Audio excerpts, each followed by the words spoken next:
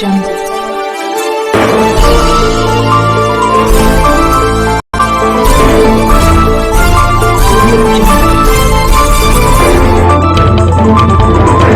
नमस्कार दोस्तों, मैं हूं नितिन ताबड़कर और आप देख रहे हैं एनटी न्यूज नेटवर्क। और कई दिनों से आप देख रहे होंगे कि हमने अपनी खबरें बनाई हैं। बहुत ही कम विषयों पर हम अपनी खबरें बनाते हैं। जो जरूरी हो, जो बहुत ही प्रमुख खबरें हो, वही हम आपको दिखाते हैं। जिनकी खासकर चर्चाएं पूरे क्षेत्र में हो रही हैं, वो खबर है इस समय की जटाशंकर धाम की।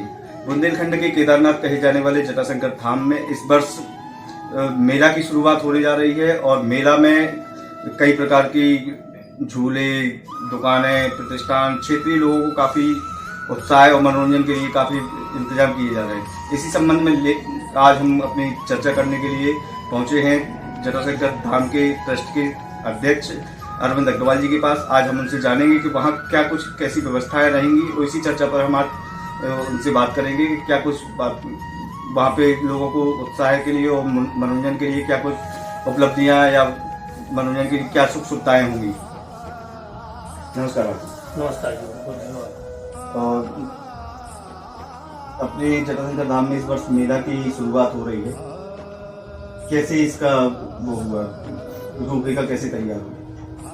जैसा कि हम सभी जानते हैं कि श्री जटाशंकर धाम हमारी आत्मा में बसा हुआ एक तीर्थ स्थल है, और इस धाम पर ज्यादा से ज्यादा लोग पहुंचे, भगवान श्री के दर्शन कर पुण्य लाभ लें।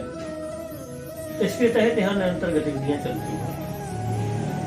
अभी 18 फरवरी को महाशिवरात्रि पर्व है। प्रत्येक वर्ष कई दशकों से महाशिवरात्रि पर्व को श्री जटाशंकर महोत्सव के रूप में हम लोग मनाते हैं। तो पिछले कुछ समय पहले ये एक दिन का होता था, फिर इसको 3 दिन का किया गया, और इस बार हम सभी साथियों ने तय किया इसको और बृहद रूप में मनाया जाए ताकि लोग बड़ी तादाद में जुटे, और इसलिए इसको एक 10 दिवसीय जटाशंकर महोत्सव के रूप में हम लोग मना रहे हैं। यह शिवरात्रि शिवरात्रि हर साल लोग बाग जाते हैं, बड़ी धूमधाम से मनाया जाता है।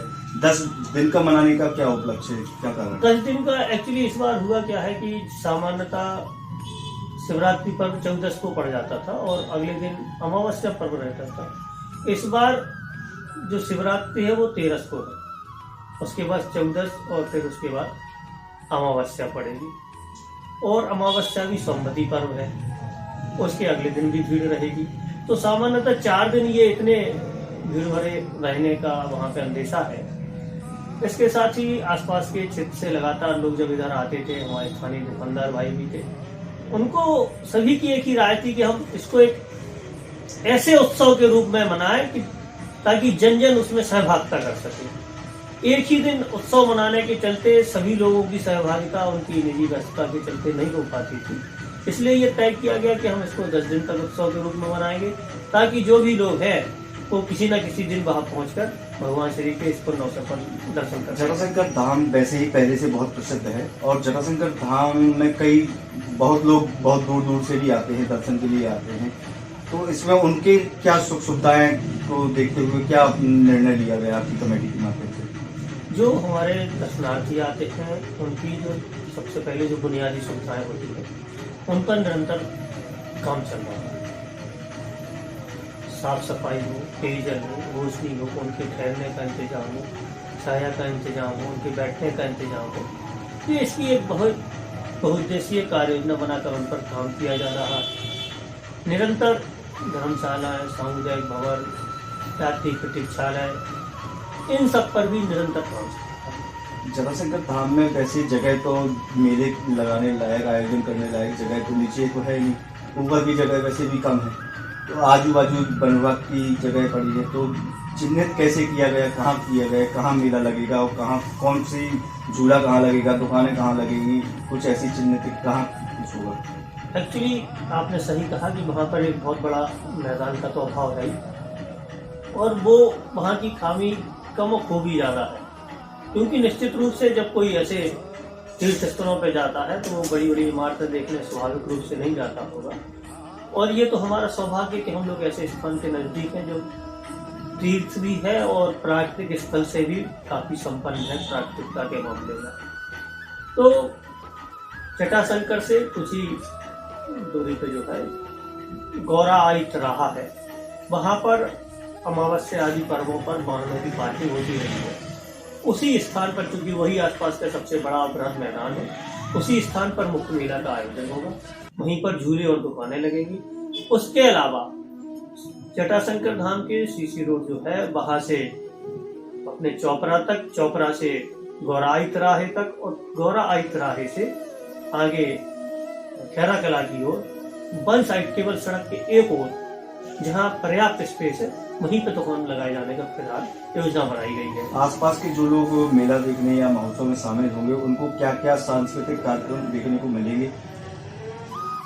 मेला की शुरुआत हम 16 फरवरी को करेंगे। इस दिन माननीय विधायक जी उसका उद्घाटन करेंगे और 17 तारीख से वहाँ पर सांस्कृतिक प्रस्तुतियों की शुरुआत हो जाएगी। इनमें बाहर के, कानपुर के, भोपाल के और जबलपुर के अन्य जगह के कलाकार आमंत्रित किए गए हैं।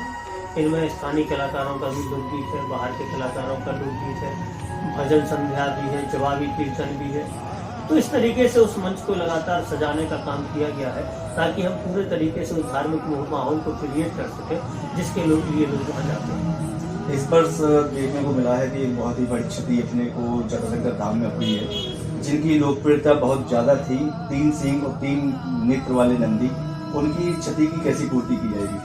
देखिए, किसी के चले जाने पर उसकी पूर्ति तो संभव नहीं है, लेकिन वो एक, जैसा कि हम जानते हैं कि उसको मानते भी हैं कि एक बहुत बड़ा नुकसान तो हुआ है। हमने वहाँ पर एक हूबहू उनका एक समाधि स्थल, जो जैसे कि उस समय आचार्यों शास्त्रियों जी द्वारा बताया गया था, जहाँ भी उनका विचरण था या अस्थायी निवास था, वहीं पर उनका जो है देह त्याग के बाद वैदिक विधि विधान से अंतिम क्रियाक्रम किया गया था, और उसी स्थल को हम लोगों ने समाधि स्थल के रूप में विकसित किया है।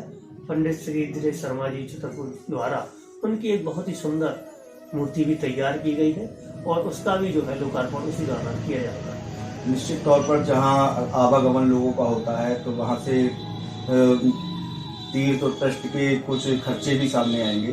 तो क्या कुछ अनुमान है कितना खर्चा इस महोत्सव में करने वाले हैं जटाशंकर ट्रस्ट की ओर से, आपकी कमेटी? इन लोगों इस बारे में निरंतर काम कर रही है। जो बुकिंग्स हो गई हैं, कुछ रह गई हैं, उन पर निरंतर काम चल रहा है, और भगवान श्री जटाधारी की कृपा से कुछ दानदाताओं से भी बात चल रही है, तो वो एक व्यवस्था में रहेगा। निश्चित तौर पर ये महोत्सव किया जा रहा है, तो इसमें साथ ही साथ अगर खर्च की बात आ रही है, तो खर्च के साथ साथ लोगों को लगता होगा कि सही जगह और सही रूपरेखा बनाकर खर्च किया जाए, और इसके साथ साथ उसमें जो इनकम होगा उनका क्या माध्यम रहेगा, कहाँ खर्च किया जाएगा, जो इस बार होगी महोत्सव के माध्यम से? महोत्सव के दौरान जो भी आय होती है, वो सब वहाँ पे आय की जो मदें हैं, उनमें दान पुण्य जो भी आता है, वो सब न्यास द्वारा एक प्रबंध समिति है, उसके द्वारा निर्णय लिया जाता है। तत्पश्चात वह राशि बिल्कुल विधि विधान से खर्च होती है। और जो ये कार्यक्रम चूंकि बड़ा तो है ही, विशिष्ट आपके अतिथि भी आएंगे, मुख्य अतिथि भी आएंगे, माननीय विधायक जी भी रहेंगे इसमें, वो भी अपनी जितना प्रयास होगा देंगे, लेकिन प्रशासन शासन के माध्यम से आपको क्या आश्वासन दिया गया है, क्या कुछ उनकी तरफ से व्यवस्था दी जाएगी? माननीय एसडीएम महोदय से इस बारे में निरंतर बातचीत चलती रही है, अभी भी चल रही है। 2-3 दिनों में एक बैठक प्रशासनिक अधिकारियों के साथ भी रखी गई है, वो स्थल निरीक्षण भी करेंगे। जो भी वहाँ की व्यवस्थाएं हैं, उनमें प्रशासन, ट्रस्ट, जनप्रतिनिधिगण, पत्रकारगण सभी से सहयोग अपेक्षित रहेगा, और निश्चित रूप से ये आयोजन जो है किसी एक संस्था या व्यक्ति के द्वारा संभव नहीं है। इसमें सभी की सहभागिता सकारात्मक सोच के साथ अपेक्षित रहेगी। ये थे हमारे अरविंद अग्रवाल जी, जिन्होंने से बात करके हमें बहुत अच्छा लगा। हम लेते हैं विदा, मिलेंगे आपसे अगली खबर में। सहयोगी प्रदीप राय के साथ मैं नितिन कामकर।